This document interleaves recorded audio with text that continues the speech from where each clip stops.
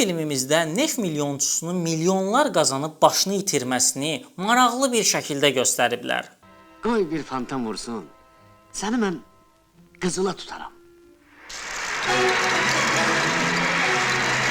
Bu film çox tanınmasa da maraqlı mövzulara toxunur. Əslində film məşhur Neft və Milyonlar Səltənətində adlı əsərin əsasında çəkilib. Eyni adlı 1916-cı ildə çəkilən bir filmimiz var ki, lentləri itib. Bu filmdə biz adi bir neft işçisinin torpaqdan neft çıxması nəticəsində varlanmasını görürük. O, pul qazandıqca öz nəfsinə uduzur və içkiyə, qumara, qadınlara meyl etməyə başlayır. Bununla da axırda bütün sərvətini itirir. Filmdə siniflərarası mübarizəyə, varlıların kasıbları necə xor gördüyünə xüsusi vurğular var. Baş rollarda Əli-Abbas Qədirov, Həmidə Ömərova və Hamlet Xanızadə oynayır. Mənim filmdə ən bəyənmədiyim məqam obrazın az qala axmaq kimi göstərilməsidir. Halbuki hiyləgər olsaydı daha maraqlı olardı. Bəs siz Qızıl Uçurumu izləmisinizmi?